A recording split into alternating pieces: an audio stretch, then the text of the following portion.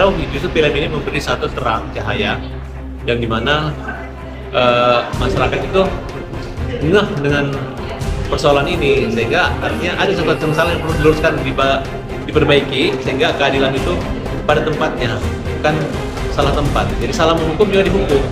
Nah, jadi kalau film untung ya bagus, siapapun yang bisa membuat satu peluang menguntung secara bisnis berbeda dengan bicara tentang hukum.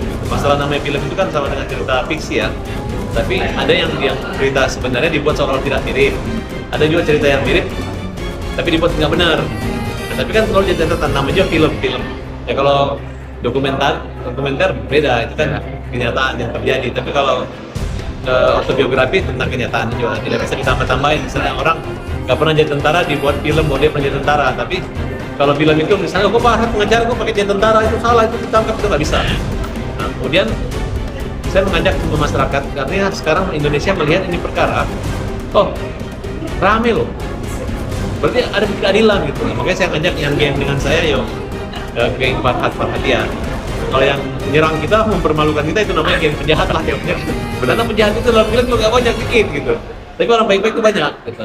Kemudian bicara tentang pembuktian, memang dari awal kata-kata itu dari mulai pengadilan negeri, pengadilan tinggi, dikesampingkan semua pledoi maupun memori banding, walaupun ada dianggap tidak ada. Oh gitu bang. Siapa yang menggelapkan siapa? Tentu ada kejahatan di situ, yang kita sudah laporkan.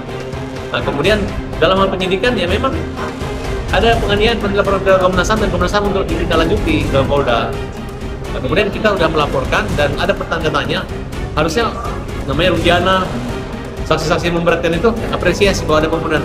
Mereka kabur, mereka nggak bisa menjelaskan gitu. Akhirnya kita bukan yang mengejar mereka, tapi ya hukum keadilan yang mengejar bahwa yang selama ini tersembunyi ibarat berlian, walaupun di rumput tetap berlian.